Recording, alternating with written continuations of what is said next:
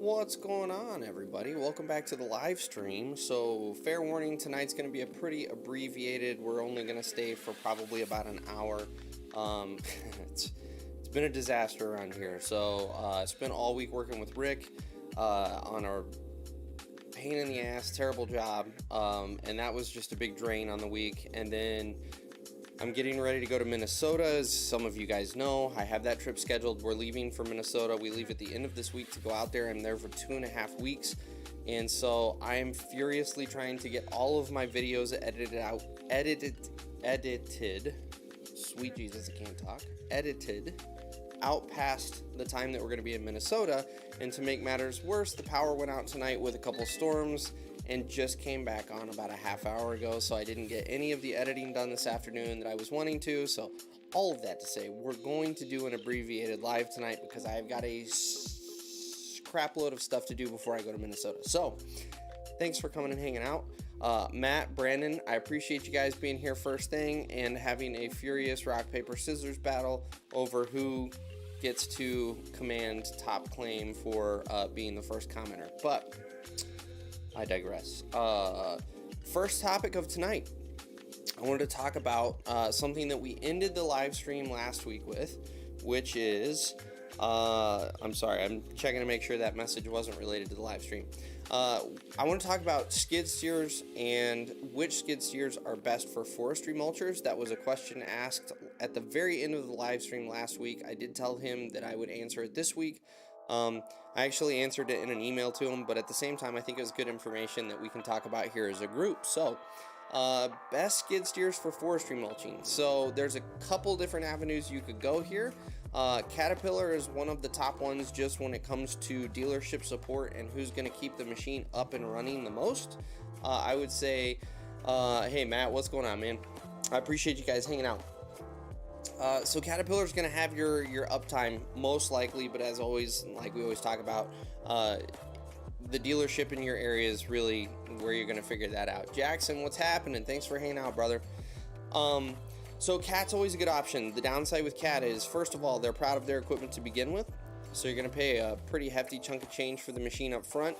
But then in order to do the forestry mulching head, you're going to have to add an aftermarket hydraulics cooling package, which is what you see sitting up on top of the machine on those forestry machines.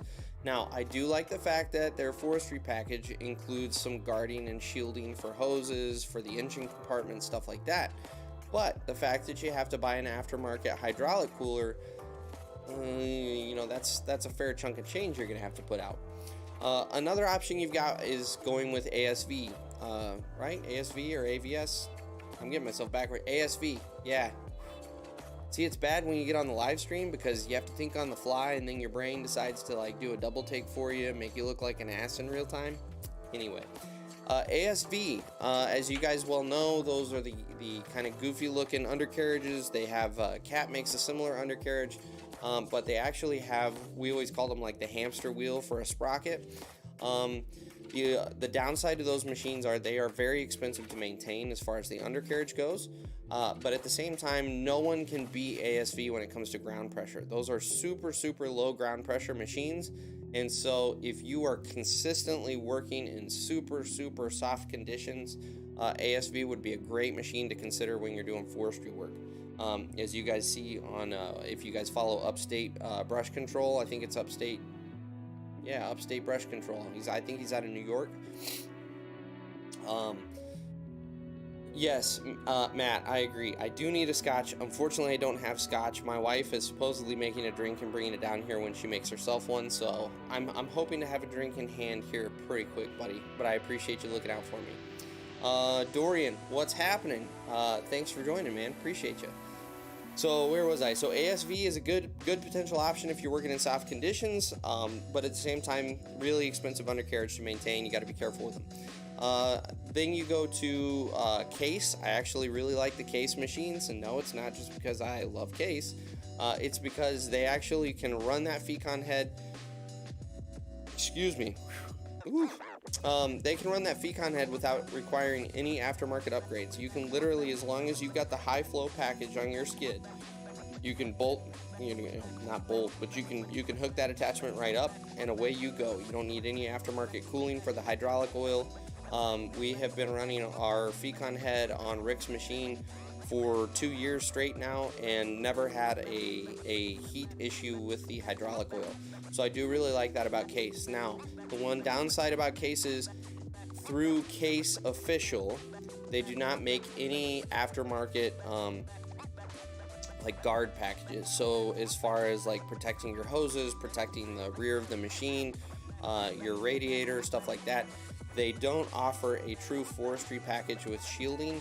And so that's one of those things where if you're really going to go hardcore into the forestry mulching, I would highly recommend going and finding some vendors. I know they are out there that make aftermarket shielding packages for that machine, just to kind of get you better outfitted to go play in the woods.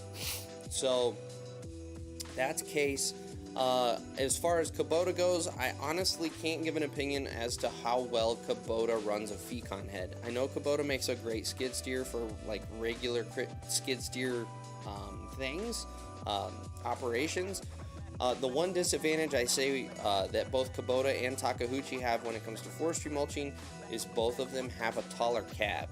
And forestry mulching is one of those things where the lower you can sit to the ground, the better you're going to be, because you're oftentimes getting underneath branches and underneath trees. And so to have a little bit lower of a profile is really helpful, and both of those machines have a pretty tall profile. So that is kind of a summary of what I told the individual in an email. And I'm sorry I say individual, I cannot remember specifically who asked me off the top of my head about that, but that was kind of a summary of the email I shot back to him on machines that work well with a forestry head on them. So let me catch up here in the comments. Ryan Christopher and Ryan Garrett, thank you guys both for hanging out. As far as what's new, prepping for Minnesota, man. It is a mad dash, a mad sprint to the finish. So I didn't realize it, but Rick has me loaded up this whole week with jobs, so I don't get any editing time, and I have 3 more videos I have to get out before I leave for Minnesota on Friday. So it is going to be a mad sprint to the finish to make sure that I get everything edited so that you guys don't go without any videos while I am out of town. So that is my world right now. Austin wanted to stop in and show support. Hey man, I appreciate you stopping and showing the support, Austin. I really do. I appreciate your order as well, the hard hat stickers. I do appreciate that. I saw that come through. That means the world to me, man. I really appreciate it. AP, what's happening? We talked about you last week, man. It's been a little bit since we've seen you here on the channel. It's good to have you back. So as more of you guys are trickling in, I did want to reiterate. So there's 2 things. The first one that I did mention earlier, it's going to be an abbreviated live tonight. We're going to go for about an hour, and then I've got to cut it off so that I can actually go edit so that I can get those videos taken care of. The other thing I wanted to mention, we will not be live again for about a month. And when I say about a month, I think it's exactly a month. We are going to miss 4 weeks on the live stream because I will be out of town in Minnesota helping Carson Shifsky. I don't know if I will do a improvised live from my phone while I'm out of town or not. Part of that's going to depend on whether or not I have cell service at the place we're staying, because it's a little bit out in the boonies. But at the same time, the official word for now will be no live streams for at least the next 3 weeks, because I am going to be out of town. I physically will not be here. So keep your eye out. If I decide to do one from my phone, make sure you've got the little bell note. Sweet Jesus, my mouth just. Make sure you've got the bell icon clicked by your subscribe button, and that will notify you when I go live. Instead of it just kind of being a random thing you stumble across, it will actually tell you when I go live. That way, if I do go live on the road, you will be notified of that. So let's flip back over here to the comments. So as far as I see the question on hard hat stickers, I haven't bought any of the hard hat stickers yet, so I honestly don't know. I think the option is you can get a 3x3 or a 2x2. I would say pull out a little, ruler there and figure out kind of roughly what size would go well on your hard hat. But yeah, I honestly don't know because I haven't bought one yet. Let's see here. wanted to stop in. Let's see here. Andrew, look at that handsome guy. What's up, cuz? So Andrew, so that's my cousin from Idaho, everybody. And if you don't know where Idaho is, it's not Ohio. It's a separate state. And it's actually on the other side of the country, way over here. So what's up, cuz? Thanks for popping in, man. I appreciate it. Jackson, I would say 98% of the time, I prefer a machine with tracks when it comes to skid steers, with the exception of if you are in conditions where you are on constant asphalt or pavement. That's about the only time I can recommend going with a wheeled machine, just because that chews up tracks like nobody's business. You will go through crazy amounts of tracks when you are on constant hard surfaces. Outside of that, though, hands down, track machine. You get better flotation, you get better traction. It's not nearly as bouncy and bumpy, and I should rephrase that. The ride quality is worse because you don't have any suspension whatsoever. And I don't mean you have a suspension in a regular skid, but at least you got some air in the pneumatic tires to kind of take some of the bounce. Versus tracks, you're just riding on metal. But at the same time, you also don't have the crazy bucking that skid steers get into. So all the way around, I generally like a tracked machine better. Let's see here. Oh, that's right. It was Ryan. So we can thank Ryan Christopher Wagner. I don't want to confuse the Ryans here. Ryan Christopher Wagner is who asked me about the forestry head. So thank you for that question, Ryan. That was actually a really great question. I appreciate that. So Dozer Dennis, what's happening, brother? Thanks for popping in, man. I appreciate it. AP, totally understand. That's another reason we are not going super late tonight, is because I actually have to be an hour south of here by 7 a.m. tomorrow for a job. So I totally get that. I do appreciate you popping in, though, for the time that you are. So, yeah, and you just said only popping in for a quick minute. I appreciate you doing it, AP. It's really good to see you, man. Let's see here. Yeah, Brandon, that's right. It's because I'm a Ford guy. I've got a couple screwy connections going on up here that it's causing some issues. Honestly, dude, I'm so freaking tired. It has been a terrible week.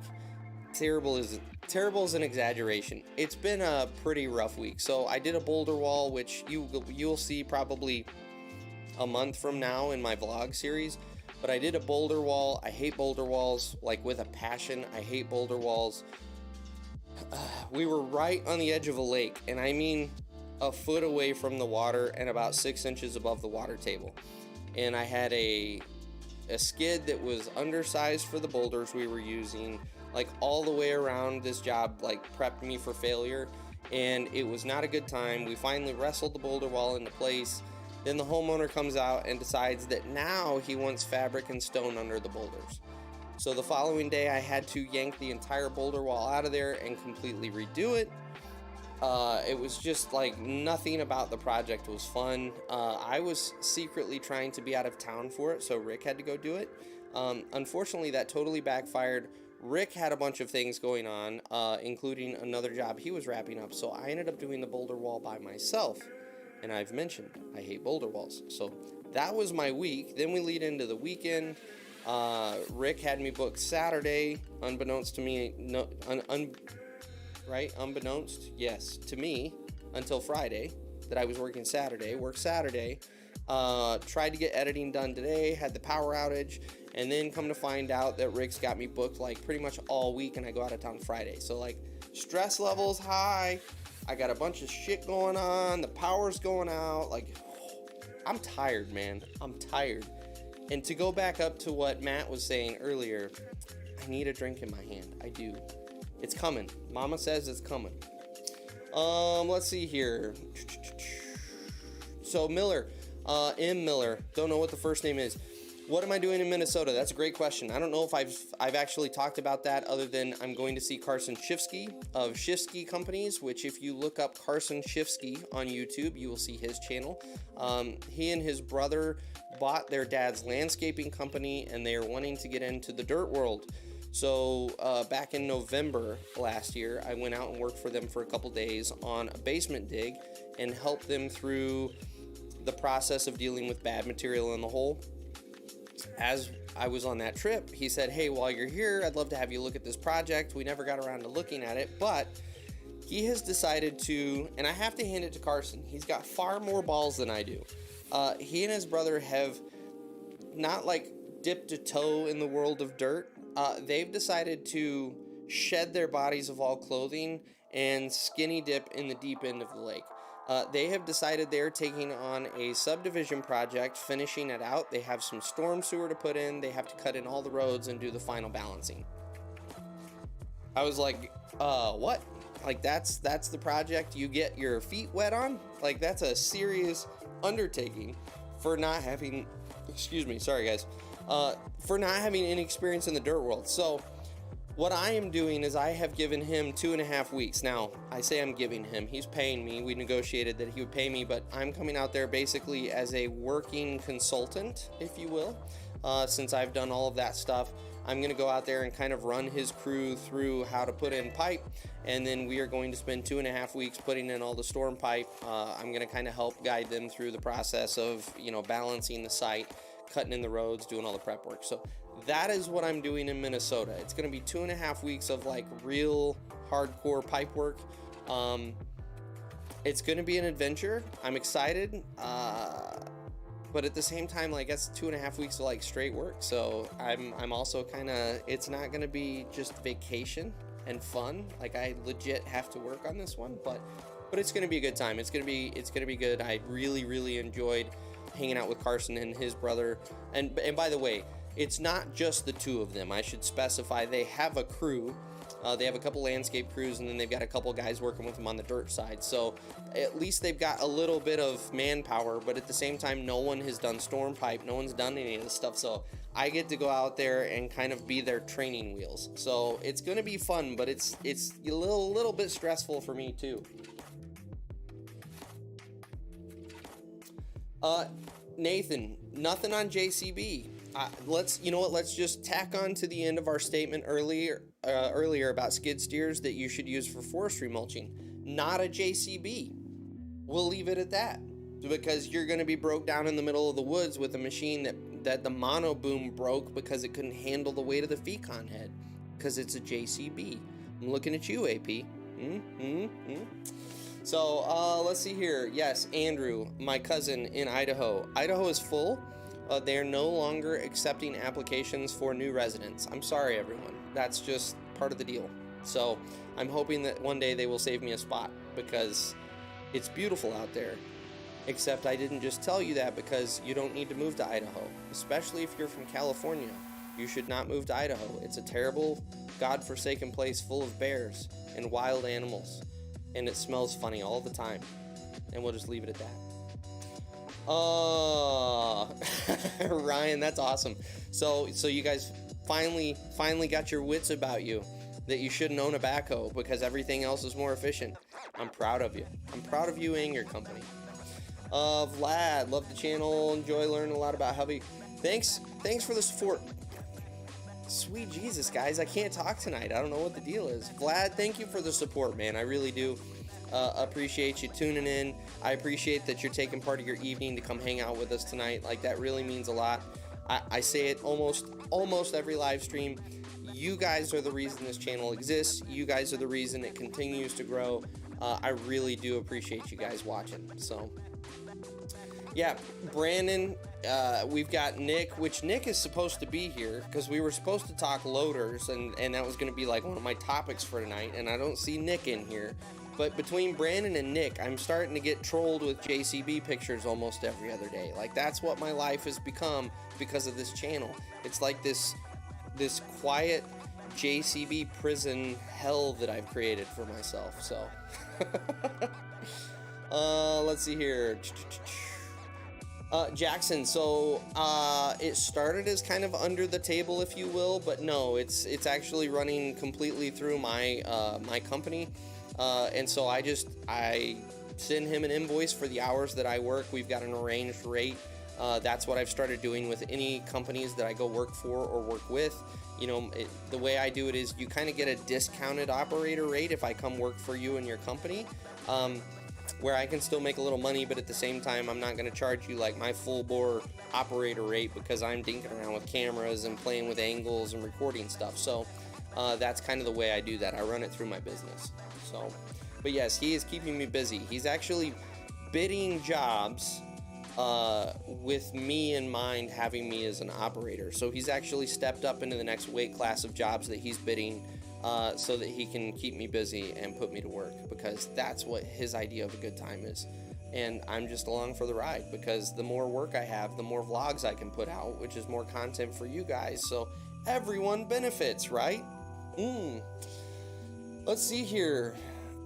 Miller, you know, that's kind of why I'm going down there, is because I don't want them to get burned, and I want to give them a decent experience. And I think after, you know, he sent me the plans over, and after looking at it, I don't think it's going to be too terrible. I think for a sub job, this is not a big subdivision like I originally thought it might be. This is a rather small sub, so it's a good project for them to get their feet wet on, because due to the weather, they're getting a late start on it. The home builder is already breathing down their neck to get some houses in. Like, all of the factors that are playing into this one. I told Carson, I said, as stressful as your life is right now, like, what a great job to give you the all-around experience of what it is like to be in the dirt world. You don't ever get honky-dory conditions where everyone's like, no, you take all the time you need. We don't need to build houses in here for at least a year. Like, that doesn't happen. You always have the contractors breathing down your neck, and there's always circumstances out of your control that you're having to deal with. So I'm going to go down there and help them not to get burned, and hopefully get ahead on their schedule, because I will say he's also been pretty conservative on how long he's estimated to put this pipe in. I think we can do it in maybe just over half the time that he's allotted. So yeah.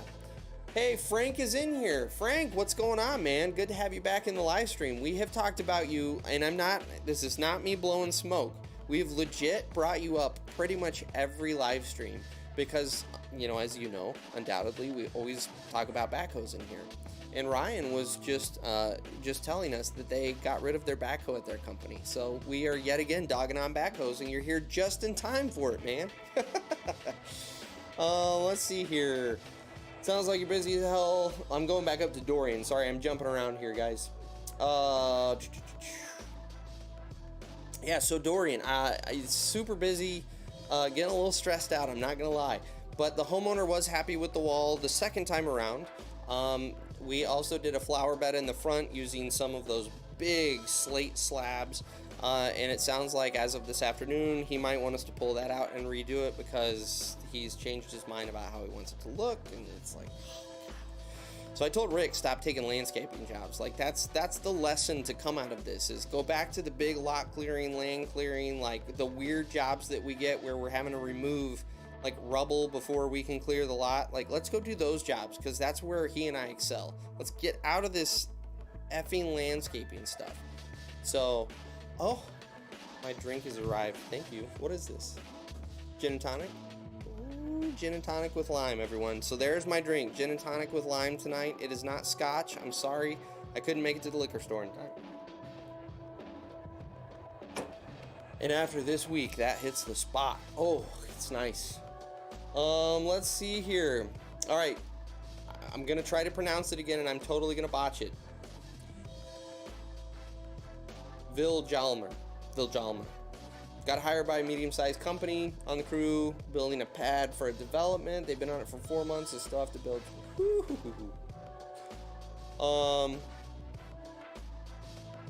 Yeah, so do I think they know what they're doing? Yes. If you're building up, if you've been on it for, well, I don't know the size of the pad.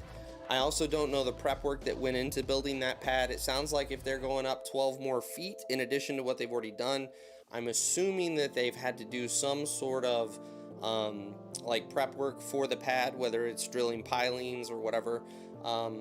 And then, yeah, as far as 1 foot lifts, that's pretty much industry standard for creating lifts of material. It sounds like they know what they're doing, but at the same time, I don't know anything about the project. You know, did they have to do any sort of I don't know, honestly, without seeing the project. But it's that from the small snippet you just gave me, it sounds legit. That's Frank. That's right. It takes a man to operate a backhoe, and Frank's a bigger man than me. I am 100%. I will 100% admit that. Again, guys, with the talking tonight, I think I might be having a stroke. Oh, let's see here. Jackson, I think Andrew dropped out of the chat, but I will answer for you. He is in the Caldwell area.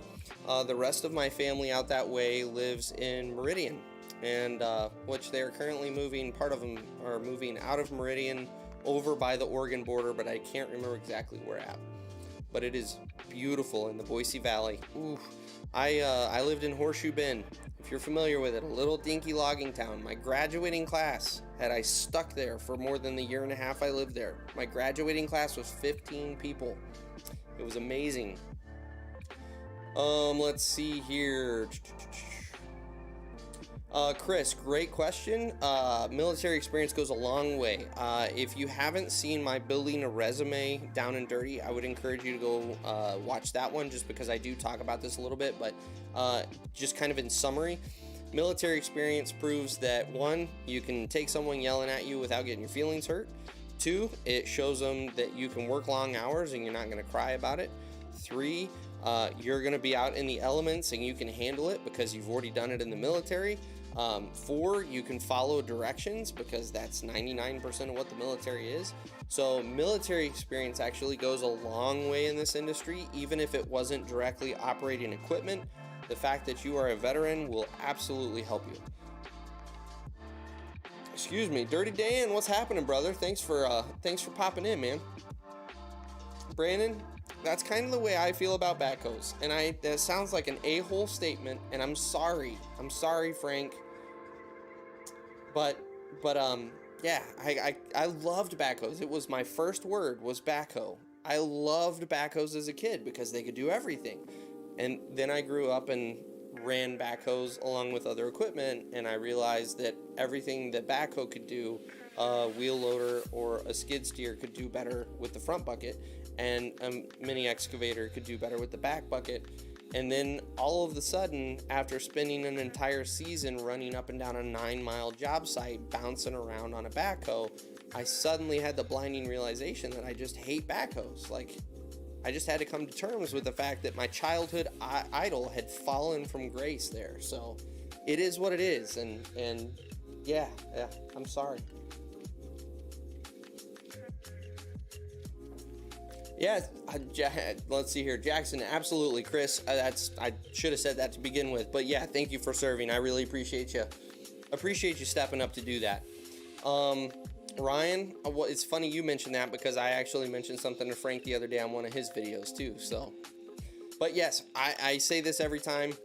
If you guys, and we had someone in here last week that was wanting some backhoe tips. If you want any backhoe tips or you want to learn how to run a backhoe well, go watch Frank's channel. You know, if you guys don't know who Frank is, it's Diggin' OK in the comments here. Click Diggin' OK, go subscribe to his channel. No joke, one of the best backhoe operators I've ever seen. He does a fantastic job. He does super clean work, and he does a lot of technical digging. So he is a great guy to follow if you want some backhoe tips. So, let's see here. Yeah, topics. Let's get some topics going in here. We should talk loaders or something. Let's see here. Tim, do you ever get on rock jobs and run a rock hammer? I don't get on rock jobs just because I am in Michigan now and we don't have rock up here. And what rock we do have isn't like true rock. It's like you're digging in a bunch of sand and clay and then you stumble across rocks. But I have been on highway jobs where I've used a hammer, or up here, as much as I laughed when someone told me the first time, we call them peckers up here. The first time, I'm sorry, not the first time, but I used hammers breaking up concrete, and that's my experience with hammers. So I don't have a ton of seat time and a ton of experience of working with hammers, especially in rock. But I've got, I don't know, probably 50 or 60 hours in a machine just hammering away at concrete, barrier wall. I've done curb. I've done the actual road itself. Just a variety of stuff. Nathan got some video of the cat. Okay, so Nathan, did you ever get my email? I did email you a second time. I emailed you the link for the Dropbox. Let me know if you got that. Or if you uploaded the file. It didn't even occur to me to go look to see if you'd uploaded the file. That's not something I check on a daily basis. Nick, yeah, I was just talking about you, man. Yeah, you're late. We had the conversation earlier. You should be here on time, Nick. On time. I feel like your employer. Nick, you need to be here on time. Damn it. We're supposed to talk loaders, and you didn't even show up. And what? We're a half hour in, man. I mean, come on. Jesus. Especially if you're going to drop JCB pictures on me. You should at least have the decency to show up here on time. Oregon counties voted to become part of Idaho. We will see great. Huh? I didn't know that. That's interesting information. Brandon, I would love to get involved with BuildWit. In all honesty, like what he's doing is like his goals for the industry are exactly what I've got in mind. That's why I started this channel and it's one of those things. I found BuildWit after I had started my channel, but it was like, holy crap, here's a guy that totally gets exactly what I'm trying to do with my channel, except he's doing it on a far bigger scale, and he's doing it like full-time with a production company. But no, I'm sure at some point in time, he and I will probably cross paths. We'll see what happens. So yeah, so Nick, tell us about your little mono boom loader that you hate, but it's actually pretty, like, the more you tell me about this machine, the only downside I have with this machine is the fact that it doesn't articulate. But you said it's one of the most stable loaders you've ever ran, which makes me think that's why they didn't articulate it, is because it's more stable. It's not going to roll over on you when you start swinging the boom over. But Nick has been running. Tell us the model of it, Nick, so that I can throw it up here on the browser so everyone can see it. But he's running this slick little loader that's got this boom that actually pivots from side to side. It's pretty awesome. Frank, absolutely, man, you earned it. It's none of what I tell you in your comments is fluff. It is all legitimate. Like, I always love watching you operate. It is, I guess it's for some of us in this world, when we watch really good operators, it's kind of like one of those Zen moments where you're like, wow, this is really, what do they call that, ASMR or whatever, where it's just really soothing and relaxing.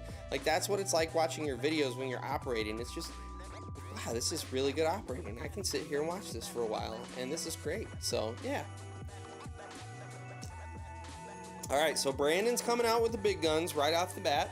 Volvo loaders are the best. I think Nick is probably going to join forces there, because, you know, I can't say anything that isn't of an appropriate nature about the way Nick feels about Volvo. I'm going to argue, as always, because that's what I do. Case loaders, they're pretty dang good. They just need a little more ass, that's all. A little more counterweight, and they would be the perfect loader. But I was happy with my Cat 983. The only thing I did not like about the Cat 983 was that hydrostatic transmission. It was the lag going from reverse to forward and forward to reverse was highly irritating, because your bucket and boom would just stop while everything caught up. Outside of that, though, that was a beast of a machine. It would handle trench boxes. It would handle like huge road plates. I could throw that sucker around. I knew exactly how it handled. It was very predictable, and it was really surprisingly stable for what we were using it for. Like, it was a great all-around loader. I loved that Cat 938. Let's see here. I don't want to hear excuses, Nick. I will play the role of the employer tonight. I don't want to hear excuses, man. We all had stuff to do. I had a bunch of videos to edit. My power went out for a half hour. No, I'm sorry. It went out for multiple, like 2 or 3 hours, 2.5 hours. And it came on a half hour before the live stream, and I made it here on time. So, what else you got? Let's see.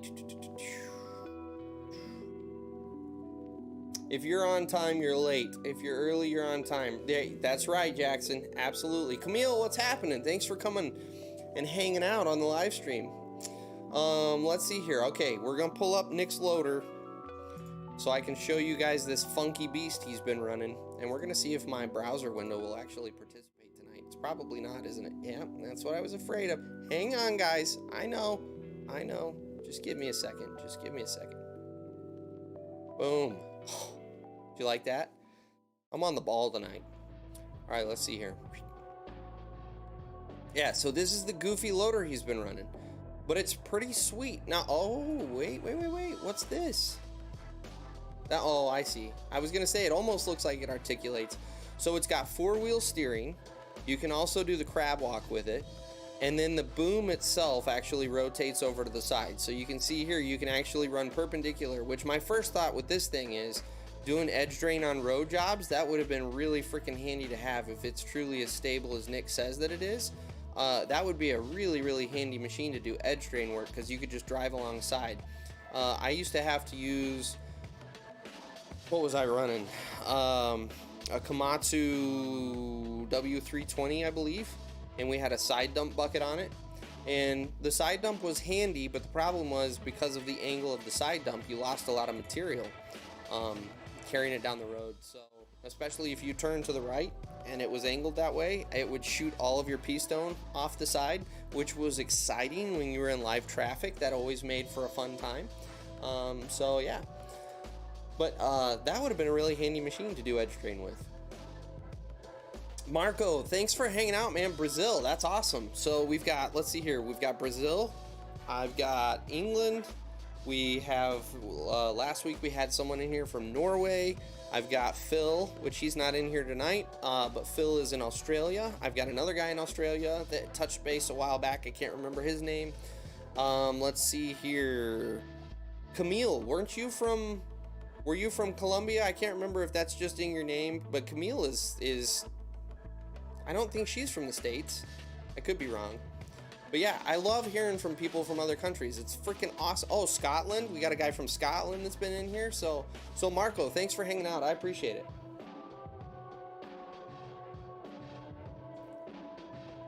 Oh, Nathan, I don't envy your world. So I worked in landscaping for about 2 years. And then I actually tried my hand at my own lawn care and landscaping company for a year and a half. I hated it.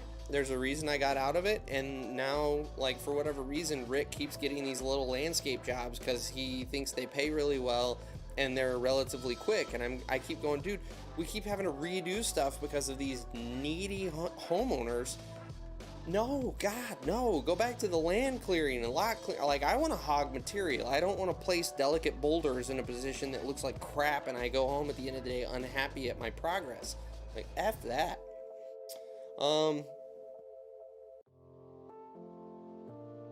So Nick, it's funny you say that. That's kind of like the first time I was on a job site with the Cat 740. We had one that was converted over into a water tanker.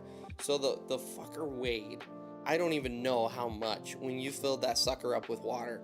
And this was when I was down in Texas. And Texas is, you get a drought for 7 years, and then you get like NOAA flooding for a year, and it was one of the flooding years. And so my buddy and I decided we were going to go out and try to get this 740 like water tanker stuck in a mud hole, and because the thing was so dang heavy and it had 6-wheel drive with the differential lock, anytime we would start slipping and he would hit that differential lock, it didn't matter if he was in 4 feet of mud, like that thing would just power right through, because it just sank down to wherever the firm ground was and then powered right through it. It was incredible.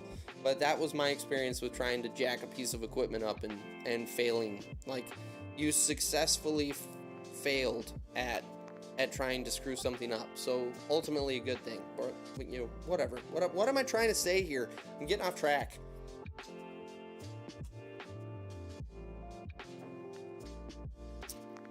Vlad, I don't, because I'm not a wrench. I have never really been a wrench, and so the only thing I will say from my experience with mechanics that have worked for companies I've worked for, and then the mechanics that are our road techs when I was selling equipment, is be prepared to pull some hours, be prepared to work non-conventional hours, and be prepared to roll around in some pretty nasty conditions. Unfortunately, being a field tech, that is a rough go. It's not like you get a nice clean shop to work in.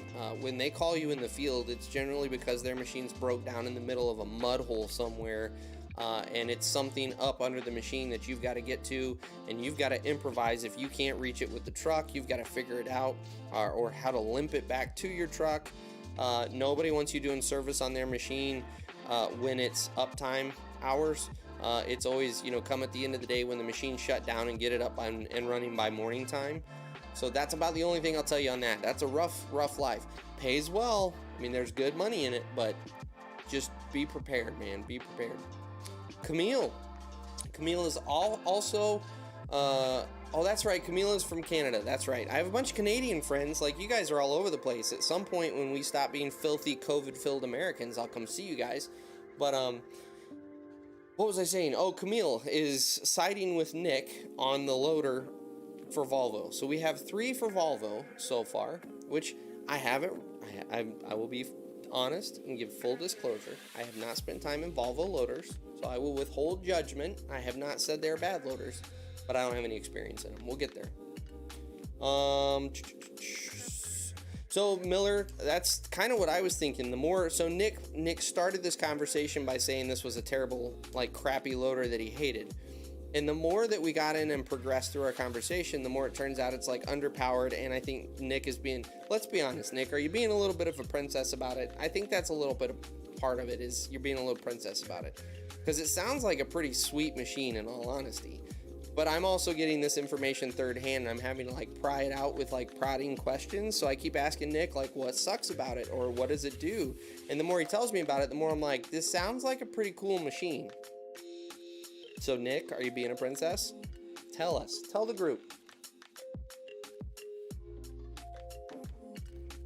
So Nick is saying Volvo for construction, 938 for snow removal. I'm going to tell you right now, the best machine you can get for snow removal is a Case 321 with the limited slip differentials. That's the key. Get the limited slip differentials. Those things will outpush a machine 2 weight classes above it. And that's not me blowing smoke, and it's not me blowing case at all. Legit, I had snow contractors that came in. I had one particular one that bought one from me, and the year that I got canned last year, he was planning on buying another 2 or 3 for his business because he said it pushed that well. So I will say that for snow removal, you watch yourself. Case is coming, baby. Case is coming. Nathan, absolutely see if you can get a hold of that B series, man. That's a sweet machine. So I've been running Rick's Alpha series machine for this last week. It's probably the most seat time I've had in his machine since I've been working with him, straight seat time. And it's an Alpha series, so the controls are jerky. They're not the best, but still, that's just a nice machine. You got a lot of visibility. It's got a lot of flotation. He's got a TV 450, so it's their biggest one up until they just released their new one. And it's a beast of a machine, and it handles that Fecon head. We've got a stump grinder, so I actually spent Saturday, he's got a stump grinder attachment, and I'm sorry guys, man, where are my manners this evening? I worked the dog snot out of that stump grinder, and that's the first time I have ever had a hydraulic overheat warning on a machine. It's from that stump grinder, and it was because I was working the snot out of it. And it literally, I pulled it out of the ground, I throttled down and just let the hydraulic cycle for about 30 to 45 seconds. It cooled it right back down. That's the only time that entire day working that stump grinder that I got a heat warning. It's just a beast of a machine, and it really, it is a really effective machine out of the box. You don't need any aftermarket coolers or anything to really do some heavy duty stuff with it. So absolutely see if you can get your hands on a Case for sure. Let's see here. Tabs, question for you. What should I expect my first day? You start tomorrow in the Union Apprenticeship program. So, what to expect your first day? If you don't have any experience in the industry, expect to be totally overwhelmed and not have a clue of what's going on, and then realize that's okay. We've all been there. We've all been in your shoes, and it's totally okay to feel that way. So don't get overwhelmed. You're probably going to get yelled at some point during the day, because that's how our industry communicates, is through yelling and very aggressive displays of dominance. And roll with the punches, because again, we've all been there. We've all been the guy getting yelled at. So, don't get discouraged, stick with it. But outside of that, the best piece of advice I can give you is stay off your phone. Be constantly watching other people. So if you're in the apprenticeship program, I'm assuming you're probably going to start in the seat of a machine, probably like a roller or an off-road dump truck, something like that. Watch the other drivers, and don't just watch all of the other drivers. See if you can figure out which one of those drivers is the one who kind of knows what he's doing, and then follow that guy and look at what he's doing. Look at how he's backing up to the operator or pulling alongside the operator. Look at how he's dumping the piles. Is he keeping them tight, or is he spacing them out? Are you dumping for a dozer? Just constantly observe and look around. That is the quickest way to get an education in this industry, is to observe and look around and ask questions. That's another thing. There's nothing wrong with asking questions, especially if you're an apprentice. Everybody knows that you don't know anything, and that's okay. Ask the questions. People will respect you more for asking questions than they will if you just kind of, I'm going to go figure it out, and then you go screw up someone's final grade. Like, that's going to get you maybe even thrown off the job. Ask the question. No one's going to yell at you for asking questions. They might chastise you a little bit, but that's part of the hazing process. Just roll with it. You're good. And then if you have any questions, look down here. Yeah, this side. My email flashes, thatdiggerdude@gmail.com. If you have any questions after your first day, after your first week, email me. I'm more than happy to talk you through any of the stuff you've got questions on. So, and then you've got also, over here in the comments, you got a lot of great resources too. So don't hesitate to pop on the live streams and ask questions there as well. Let's see here. Side dump buckets. Dennis, I'm with you, man. I actually left that side dump bucket on my loader anytime I could because it was great for grading. It was super versatile. It actually pushed like a dozer blade to an extent. Like, I'm with you. I love the side dump bucket on my machine.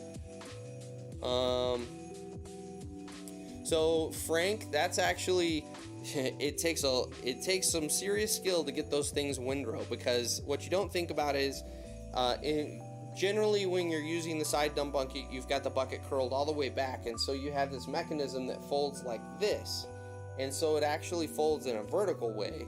And so when you curl the bucket forward and then angle it, the problem is you don't have enough support on the bucket because of where the hydraulic cylinder attaches to the backside to hinge. You don't have a whole lot of support for that bucket, and the hydraulics aren't powerful enough to keep it extended out. So you can windrow some very light material if you angle your bucket down at the correct angle. But the second you have any material start to build up, your blade actually starts to fold back in, and you actually push those hydraulics over relief. So that's the one disadvantage. I had the exact same thought, though. I tried to windrow with it within a week of throwing it on. I was like, I can use this, and it doesn't work like you think it would. All right, so Nick is defending his sissy position on the, what did we call this thing again? I already forgot what the model was. McCallick. So Nick's defense is, where to go? The power is lacking, the cab sucks, and the design of the boom is stupid. Okay, so visibility, I'm going to translate. Visibility is not good. The cab is not very well equipped, we'll put it that way. And it doesn't have enough horsepower. So those are legit concerns. I'll give it to Nick. He came back with a fair defense. I will give it to you. Let's see here, Jackson. Brian, since you're going up to Minnesota this Friday, what are your plans Memorial Day weekend? So yeah, so my Minnesota trip is actually a full family affair. So this is a little window into the craziness behind the camera. My 4-year-old, as of today, 5-year-old son's birthday was today. My in-laws have a cabin up north here in a town called Houghton Lake. They have a cabin on the lake, so this weekend we are going up to celebrate his birthday. We will be there over the weekend. From there, since we are actually in the northern part of Michigan at that point, we will be on Monday leaving from the cabin to drive through the UP, which if you're not from Michigan, that stands for Upper Peninsula. So we're going to drive through the UP all the way over to Minnesota. That is about a 9.5 hour drive. We will do that in one day. And then we will arrive at our lovely cabin in Minnesota, where we will be staying for 2.5 weeks while I work with Carson. So the entire family is coming. So that is how that will all go down. It's going to be a rip-roaring good time. Oh, let's see here. Camille, your boss changed my place into eco. Okay, is that a French? Did you say French in that sentence? I don't know what that means. Eco center job. I don't understand what that means, Camille. Can someone translate that for me? I'm sorry. Nick, case 320. Dude, the 321, I'm telling you, it pushes like a 621, which is the equivalent to like probably a 928. I would say the 321 could push on par with a Cat 928, maybe even outpush it, and that's no joke.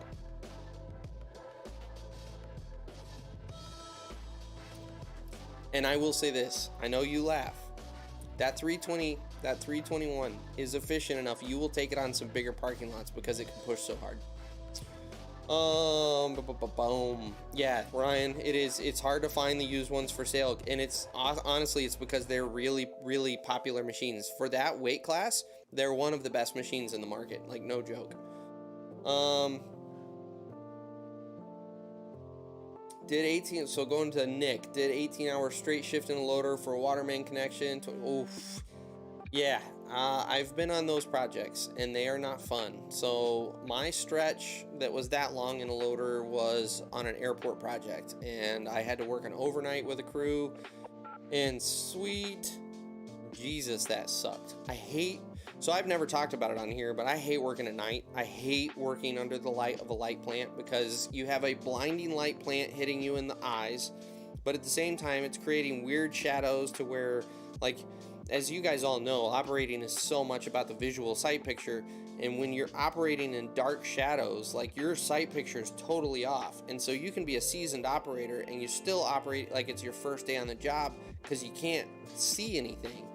I hate working at night, and so yeah, that was I think I worked, it was 18 to 20 hours straight at the airport running a loader like that, and it was miserable. Yeah, Dennis, honestly, the full range of case loaders are really awesome machines. They've still got a real transmission in them, not that hydrostatic crap. The new ones, especially the G series, you would think you were in a Cat cab. I mean, they're really, really nice, really spacious. You got a lot of room for your lunchbox beside you. The newest ones, I believe the screen is actually a touch screen in them. So you've got a lot of customization within the menus. I love the fact that their motor sits all the way to the rear and their cooling package is actually right behind the cab, so you don't have to worry about it getting clogged up nearly as much. Like, there's so many things about the 620, well, the whole large loader line, that they're really solid machines.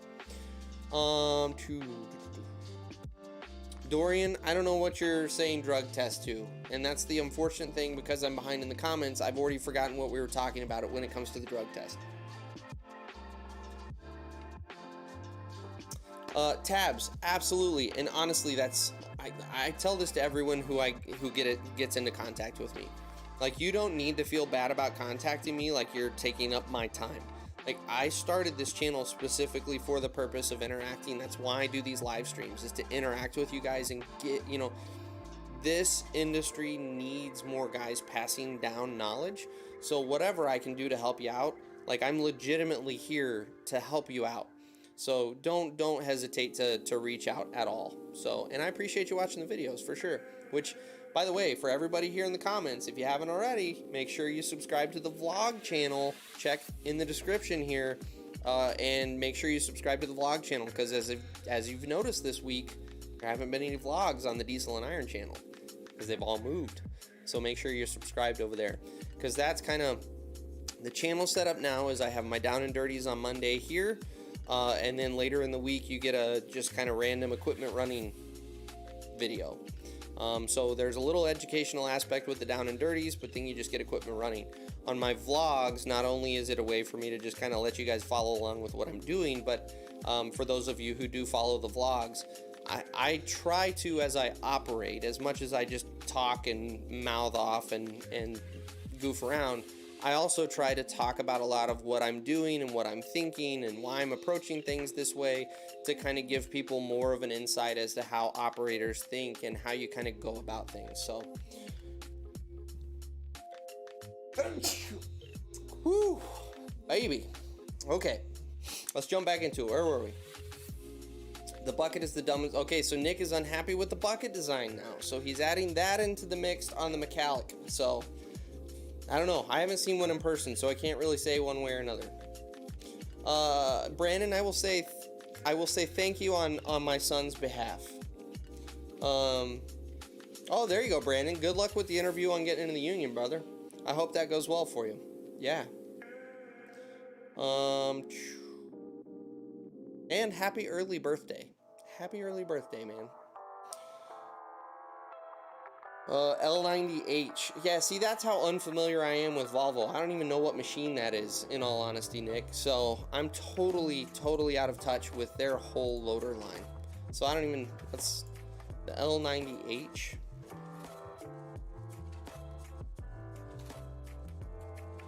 Oh, so that's a good size loader. Okay, I'm with you. We're good.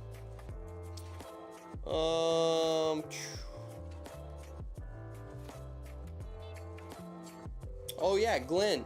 So I appreciate it. So Glenn put a comment on one of my, I believe it was the grade stake video, Down and Dirty, and he made a great point that I totally forgot to mention. If you guys are not familiar with flag colors on the job site, you've got orange is generally going to be like your internet and phone lines. You've got red is going to be electrical, blue is going to be water line. Those are all pretty obvious. White is one that I did not mention because I really don't run across it that often. You generally don't see it unless you're in a larger metropolitan area. It's steam lines. And I should have mentioned it because honestly, that's one of the more important ones. I would put that one up there, if not above. I would put it up there with, if not above, electrical. Steam lines will kill you in a heartbeat. They are generally under really high pressure and it's steam, so it will burn your face off. So you don't want to hit steam lines at all. So great mention, Glenn. Thank you for pointing that out. I really do appreciate that. That was a great piece of advice. Oh, another Ryan has joined the chat. Ryan Whitehouse, 19, have 2 years running equipment, thinking about joining the local operators union. Absolutely. If you got a decent union presence in your area and you've got the skills, what I would do is reach out to the business administrator, the BA in your area, and see if they would allow you to bypass the apprenticeship program and let you kind of do a trial journeyman's run. That's how I got into the union, and I totally got to bypass the apprenticeship because I already knew how to run the equipment and I knew what I was doing. So I would say absolutely reach out to him. Oh, yeah, Nick, that's what it looked like, was kind of the equivalent to the 938. Jackson, I will absolutely tell him you guys said happy birthday. He will get a huge kick out of that, which, by the way, you guys will see it when the vlog finally posts in a month or so, but Devin is my now 5-year-old son's name. Devin went to work with me on that job and spent the entire day grinding stumps. I was super proud of him because I even found that grinding stumps was boring as crap. And so after an hour, he started asking if it was lunchtime yet. He didn't complain. He never once complained. But it was like every 15 minutes or so, he's like, is it lunchtime yet? Is it lunchtime? And I said, are you bored, buddy? And he goes, yeah. I said, I am too. And I asked him, I said, do you want me to have mom come pick you up? And he thought about it, and he's like, no, I'll stay. I said, okay. So he worked the whole day. We stopped for lunch. We worked another couple hours. We stopped and enjoyed. I have my afternoon coffee break, and he had his lemonade that mom had packed for him. And so we enjoyed our coffee break. And then he jumped back in the machine with me. And then at the very end of the day, we were grinding stumps, but Rick had gone out with the chainsaw and actually cut the top, foot or so off of the stump. So we just had to grind what was in the ground. And so I had my wife jump in the skid steer, and run it around for us. And Devin helped me throw all of the stumps into the bucket of the skid steer. And the homeowner, it cracked me up, and it was really sweet. The homeowner was so impressed. He came out at the end of the day, and he paid Devin $25 because he was so impressed with Devin working with me the entire day. So I was super, super proud of him. He is a worker. Like, he legit, you'll see at the end of the vlog series running right now where we cleared that lot. The last day, Devin ran the dozer with me, and same thing. He pulled an 8-hour day with me in that dozer. Didn't complain one time. Worked the whole day. Like, he is a worker. So he will. All that to say, to know that the subscribers, because he's very involved with all of this. He follows. He watches my videos. He talks about the subscribers. He's 5. He'll get a huge charge out of you guys saying happy birthday. So. Ryan only spent like 10 minutes in a loader, definitely not comfortable one, but was not a fan during that time, just not much visibility and a lot of bouncing around. So, Ryan, I will say this, loaders are probably one of the most underappreciated isn't the term, I should say, underestimated machines as far as difficulty goes. I would say, is that really a good way of phrasing it? Most people underestimate how difficult it is to run a loader. That's a better phrasing.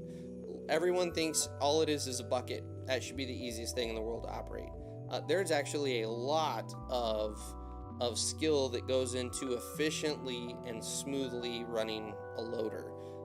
And then on top of that, then once you kind of get the movements of the machine down and how to grade and how to use the machine because you got to remember the rear axle floats, and your front axle is the only one that's stationary. So when you're trying to back drag and keep that bucket flat, there's a technique to that so that you don't lift yourself off and actually start tilting with the rear axle. So there's a lot of technique. And then once you get the technique mastered, then you move into carrying the workload that is associated with running a loader on the job site. And most of the time, on certain site jobs, a loader is a really easy job. But when you're doing pipe work or road work, generally the loader is one of the busiest machines on the job. And you always have a list of like 5 things deep at least that you need to get done in the next 20 minutes, or someone's going to be blowing your phone up because they need something. And so the next step of running a loader is learning how to manage that workload. So they're not easy machines. So I totally get it that you were not a fan in the beginning. But once you spend some seat time in it and really master it, it's actually a really, really fun machine, and it's a very challenging machine.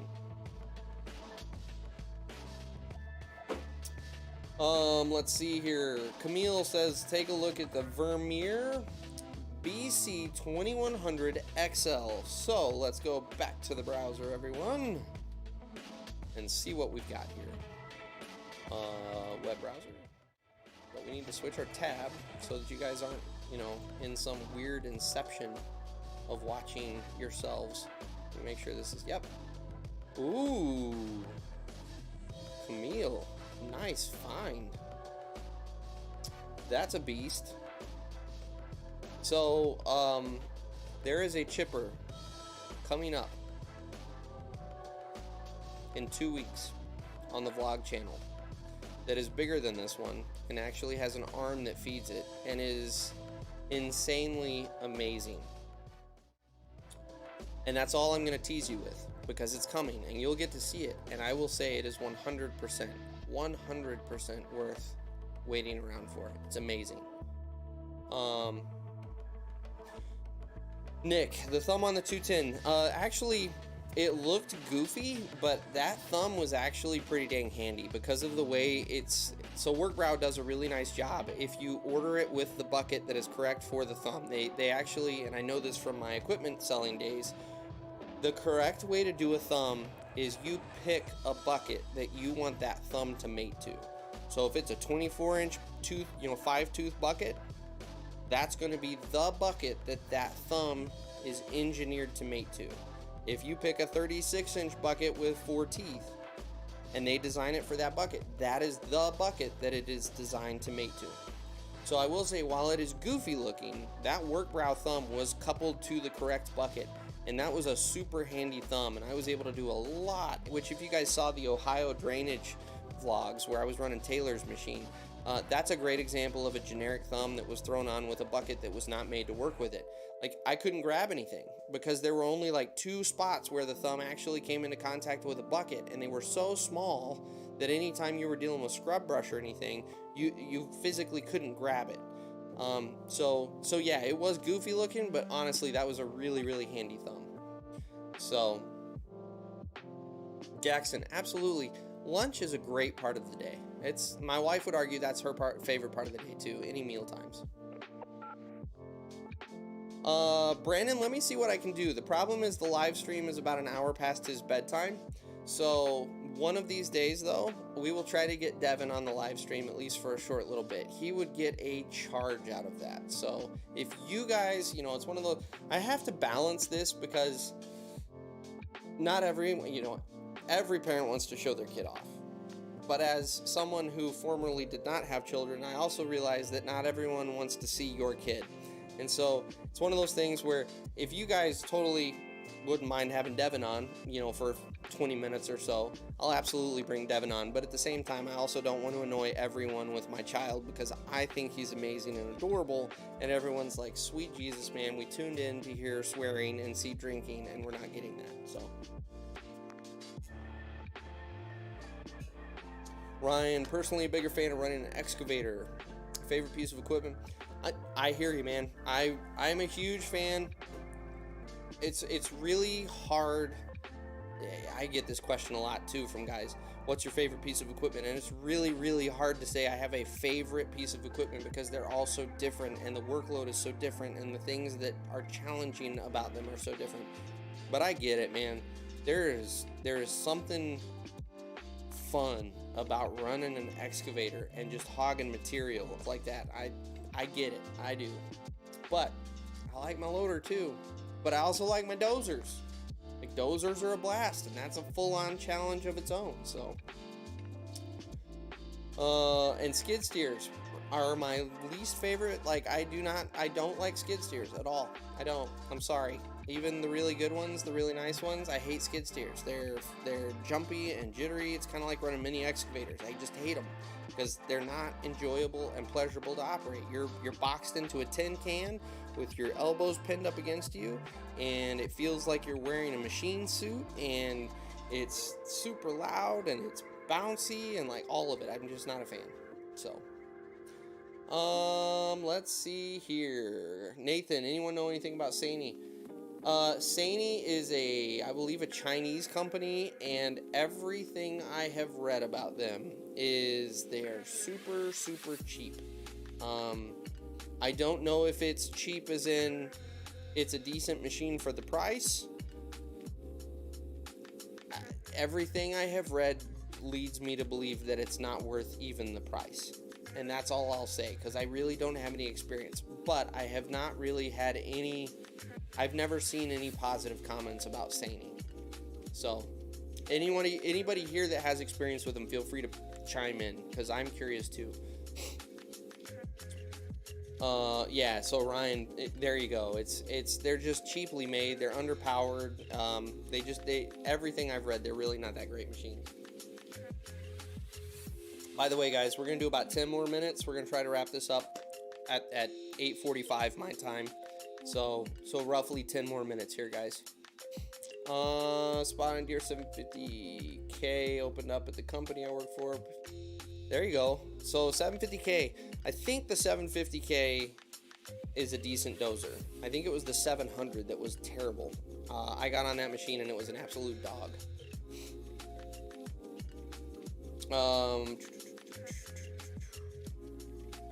That's pretty sweet, Camille. That's one of those machines that's badass to run, but you better have respect for it because it will kill you in a heartbeat. In fact, that's one my 6-year-old said the first day we showed up on the job with that chipper. He just looked over and his eyes were huge. He's like, "That's dangerous. That'll kill you." And I was like, "Yes, it will, son. You stay way back." It's one of the few pieces of equipment that garnered like all of the respect that he had to offer. He was just like, "Sweet Jesus." It's like, "Yes, son, sweet Jesus is right."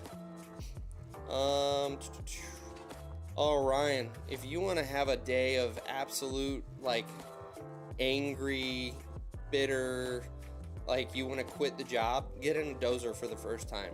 It sucks. When you start running a dozer, you realize just how hard that machine is to run, and it sucks. But if you stick it out, it's one of the most fun machines to run. You get to literally shape the job and make it what you want it to be. It is a great, great machine to run once you master it, but man, is it frustrating when you get in it the first time. Yeah, Nick, it's especially when you start getting into finish dozing and you can do that in third gear and just whiz across the job and make it look like glass. Like, that's super, super satisfying.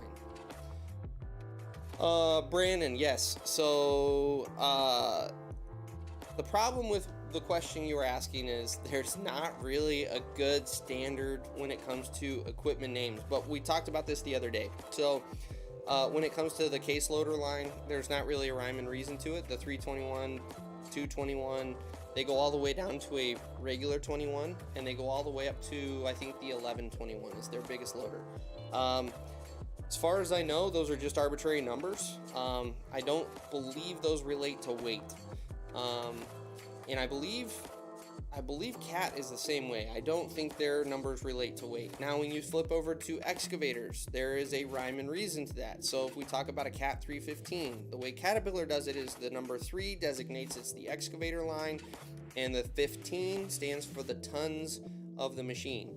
So a 315 is a 15-ton excavator.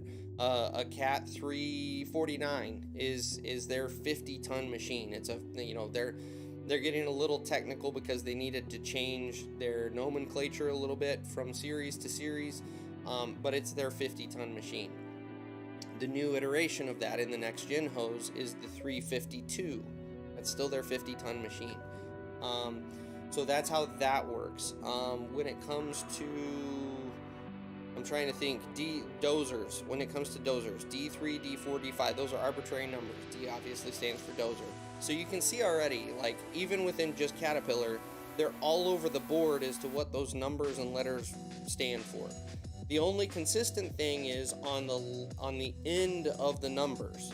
So if it's a case 321F, if it's a CAT 315C, if it's a D3G, the letter at the end stands for the series.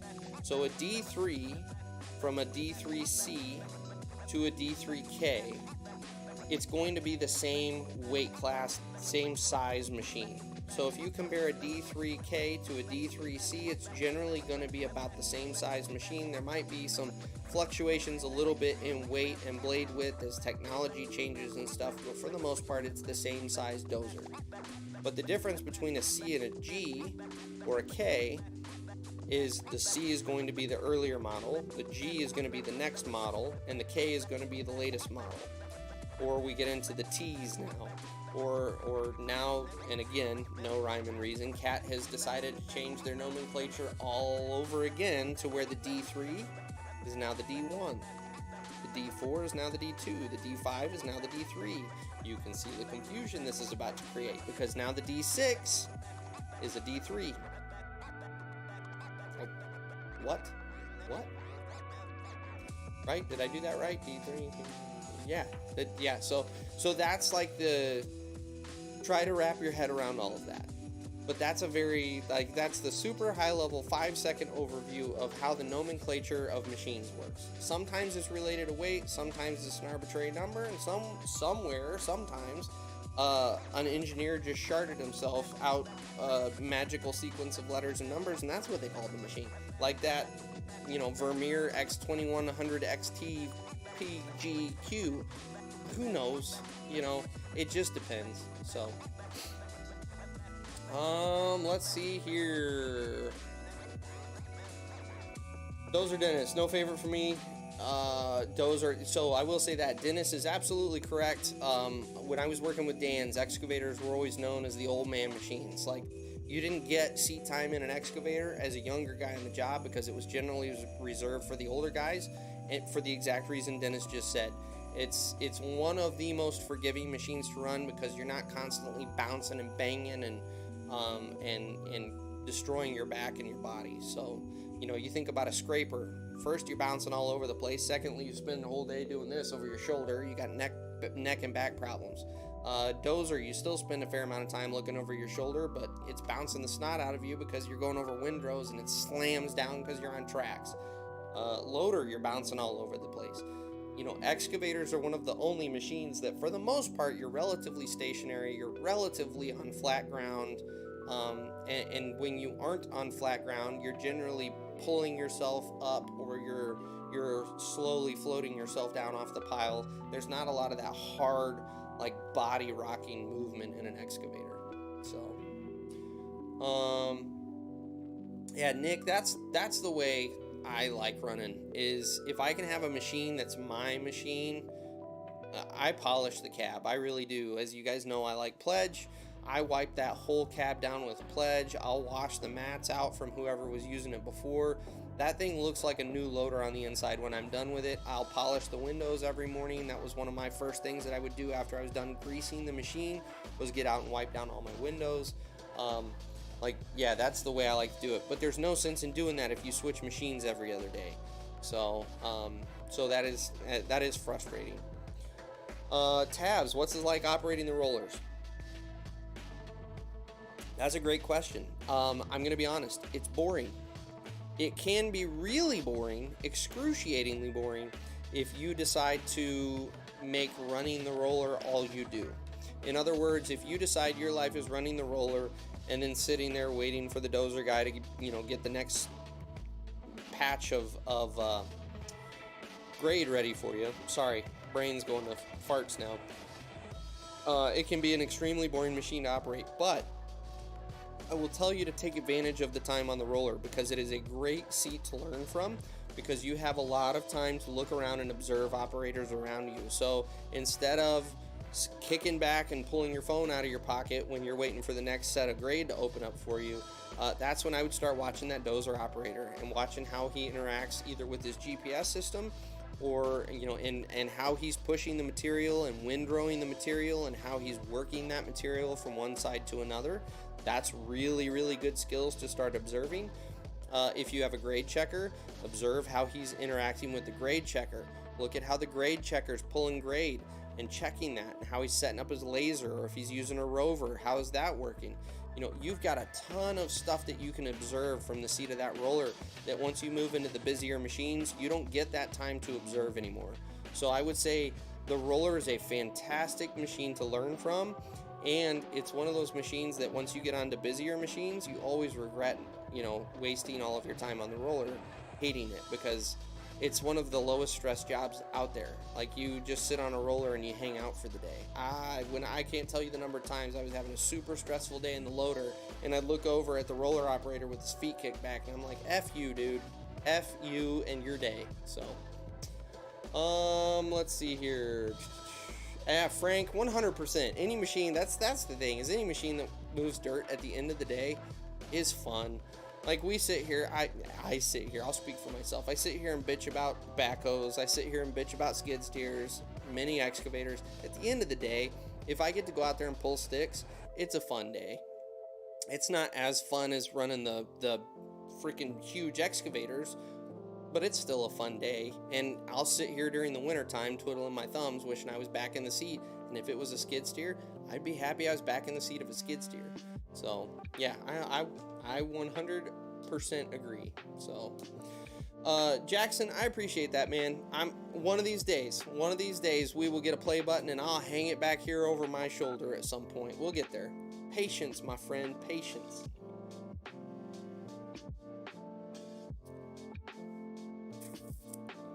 Vlad, I appreciate that. So, just kind of reading for you guys, he enjoyed the hydraulics video breakdown. If you haven't seen that, I have it down and dirty. That's kind of the basics of hydraulics. I really appreciate the compliment on that one. That was kind of a nerd video that I thought we might as well toss out there and see how it does. I do have some other nerd videos kind of tentatively queued in my mind. I would like to get into some videos that talk about the physics of digging. So, like how quick couplers and the radius, or the length from your hinge point to the tip of your bucket, how that changes the digging forces on the machine, and why, you know, rototilts and quick couplers aren't the absolute answer to everything and actually cost you digging force and stuff like that. So we can go down the rabbit hole of nerd videos, and I do intend to do those at some point in time, but we'll get there. But I do appreciate you saying that about the hydraulics one. Nick, I'm not gonna lie, those loader shots were pretty sexy. So Nick was sending me some pictures of his loader earlier, and it was some snow removal at nighttime. And where did you say you're from, Nick? Is it Toronto? I can't remember exactly where you're at, but whatever city he was in, it had the city lights behind it. It's a bunch of different beautiful shots. It was really, really beautiful shots. So Dolomed, how do you get in the union? And guys, we're 5 minutes past our quitting time. All right, so I'm gonna get down to Brandon's last question. Well, actually, Brandon's answering Dolomed, so I'm gonna answer Joel Smith's question, and we're gonna end it there. I'm sorry if anyone posts anything after that. I'm not going to acknowledge you, and it's because I was gonna say something mean, but I'm not. I love you guys too much. Montreal, that's right, Nick. But no, I've got to shut it down. So we're going to answer Dolomed first. So the way you can get in the union, if you have no experience in the industry, you're going to go to the union hall, or you're going to contact the BA, and you're going to submit an application to the union. There's my wife popping in right now to tell me that I need to wrap it up. I told everyone 5 minutes. We're wrapping it up right now. So, but you submit an application. If you're accepted, you will then go in and take a test, and it's basically kind of a competency test, basic arithmetic and stuff like that. And then if you pass that, you are officially in the apprenticeship program, and you will start the apprenticeship program. If you have experience, you have seat timing, you know what you're doing, an alternative way, and I'm not saying this is available for everyone, it's going to depend on your union chapter or whatever you call it, your local, sorry, I'm a true union guy, aren't I, huh? It's going to depend on your local, it's going to depend on your BA, but the way I was able to get into the union, because I had been doing it for a number of years already, is they gave me a temporary 30-day journeyman card, and I was able to go out on the job and basically kind of prove on the job I knew what I was doing. They touched back and talked to my employer. He gave me a 30-day extension on that. Again, touched back with the employer to make sure I knew what I was doing. And the third time he came back, he just issued me my journeyman card. So those are the two ways you can get into the union. So now we're going to run to Joel, and then I'm going to wrap this up. And I'm sorry, everyone. I'm sorry, Frank and everybody. I am reading your comments, so I don't want to ignore you. I do appreciate you guys hanging out. But Joel, greetings from Arkansas. Hey, there you go. I got some friends in Arkansas. You're a hoe hand for an outfit that does mostly road construction. Love all things operating. I appreciate that, Joel. I really do. Here I thought you were asking a question because I just glanced at it. It was a compliment. So what a high note to end on. Thank you guys. So as always, thank you guys for hanging out. Before all of you guys drop off, again, for the next 3 to 4 weeks, we're not doing a live stream because I'm going to be out in Minnesota. And if I do a live stream, it's going to be a super impromptu, terrible quality from my phone. So we'll see what happens. I guess just kind of stay tuned. But yeah, I appreciate you guys all hanging out. I will leave the chat up for another 5 or 10 minutes like I always do. And yeah, you guys enjoy your week. Enjoy Memorial Day weekend. And I'll catch you guys when I get back from Minnesota. So you guys have a great night, and we'll talk to you guys later.